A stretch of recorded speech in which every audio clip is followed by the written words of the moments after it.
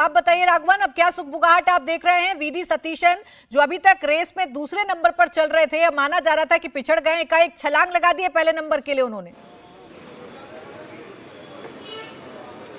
देखिए प्राची, मैंने कुछ ही देर पहले आपको बताया था कि पिछले 10 घंटों में जो घटनाक्रम है वो बहुत तेजी से बदला है। वो कैसे बदला उसकी चर्चा हमने कर ली थी। ये बता सकता हूं कि जब जयराम रमेश ने कल रात को ये अनाउंसमेंट किया था, उस वक्त ये तय हो गया था कि केसी वेणुगोपाल का नाम ही उस लिफाफे में, सील लगे लिफाफे में जो पर्यवेक्षक हैं वो त्रिवेंद्रम लेकर आएंगे। लेकिन उसके बाद जैसा मैंने आपको बताया कि सीनियर नेताओं से जब कंसल्टेशन की गई, आईयूएमएल को एक बार फिर मनाने की कोशिश की गई। आईयूएमएल ने साफ साफ कह दिया कि जो है वो वीडी सतीशन ही मुख्यमंत्री का चेहरा होने चाहिए, क्योंकि उन्हीं के नाम पर चुनाव लड़ा गया है। नेता प्रतिपक्ष होने के नाते उन्होंने जो काम किया है, यहाँ पर जनता के बीच जो कनेक्ट बताया है और जो सेंटिमेंट है पब्लिक का यहाँ पर, वो वीडी सतीशन के फेवर में। इसलिए आप उसको अगर नजरअंदाज करेंगे तो आने वाले समय में आपको बहुत बड़ा खामियाजा इसका भुगतना पड़ सकता है। हमें ये बताया गया यहाँ पर केपीसीसी के कुछ सूत्रों की के हवाले से कि अगर केसी वेणुगोपाल को सीएम बनाते हैं तो उपचुनाव में कांग्रेस के नेता कार्यकर्ता उनको हराने के लिए काम करेंगे। आप सोचिए किस तरह का सेंटिमेंट यहां पर काम किया। उसकी वजह से मुझे लगता है कि एक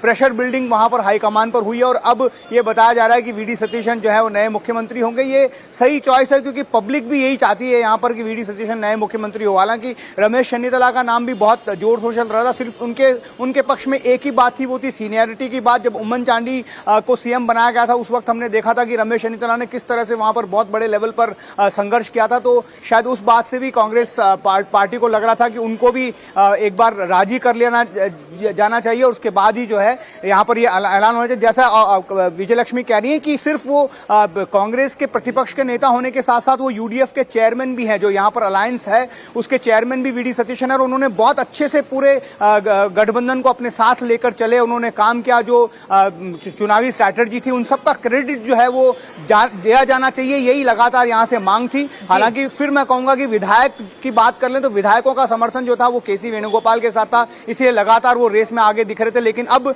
लोगों के सेंटिमेंट को कांग्रेस के शीर्ष नेतृत्व ने आगे रखा है, ऐसा कहा जा सकता है। बिल्कुल, और ये भी कहा जा सकता है कि आईयूएमएल का जो दबाव है वो कहीं ना कहीं कांग्रेस को पर भारी पड़ गया और कांग्रेस ने फैसला लिया कि वीडी सतीशन को ही मुख्यमंत्री बनाया जाएगा, क्योंकि अभी तक केसी वेणुगोपाल को लेकर चर्चा ज्यादा हो रही थी और केसी वेणुगोपाल के फेवर में राहुल गांधी जा रहे थे। राहुल गांधी के फेवरेट हैं केसी वेणुगोपाल, तो ऐसे में उनके नाम से पहले अगर वीडी सतीशन के नाम का ऐलान हो रहा है तो समझा जा सकता है कि अपने गठबंधन के जो दल हैं विजयलक्ष्मी, उसका दबाव कांग्रेस पर था और आईयूएमएल जिस तरीके से अड़ा हुआ था वीडी सतीशन के नाम पर, उस बात को आखिरकार कांग्रेस को मानना ही पड़ा। बिल्कुल प्राची, इसमें कोई दो राय नहीं है। दोनों ही चीजों ने काम किया।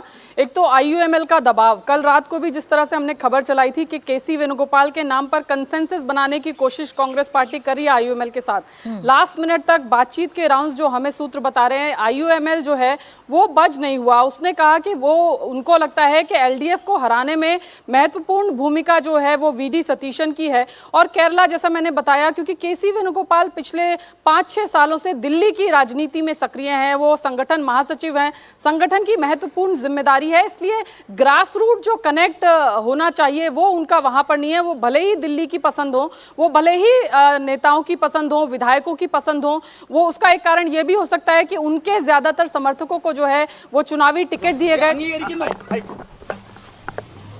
ठीक है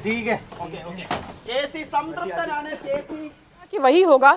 लेकिन अभी जिस तरह से कांग्रेस के नेताओं ने ग्राउंड के सेंटिमेंट को, लीडरशिप ने एक ग्राउंड के सेंटिमेंट को लिया है यहां पर, क्योंकि कल को केसी वेणुगोपाल वहां जाते तो उसका विरोध वहां पर उन्हें झेलना पड़ सकता था। दो बाई इलेक्शन है और इसके अलावा जिस तरह की पॉलिटिक्स केरला में देखने को मिलती है, उसमें किसी ऐसे व्यक्ति को अगर दिल्ली भेजे जिस पर ग्रास रूट का सेंटिमेंट ना हो, तो वहां पर इसको लेकर के कांग्रेस पार्टी को इलेक्टोरल नुकसान जो है वो आने वाले दिनों में भुगतने पड़ सकते थे, फिर चाहे वो बाई इलेक्शन का चुनाव हो या 2029 का। और आईयूएमएल जैसी पार्टी जो है, कम से कम 12 से 13 वायनाड के करीब की विधानसभा सीटें हैं जहां पर आईयूएमएल का अच्छा खासा वर्चस्व है। इसके अलावा वायनाड जैसी लोकसभा जीतने में भी आईयूएमएल का जो समर्थन है वो कांग्रेस पार्टी के लिए बहुत क्रूशल है।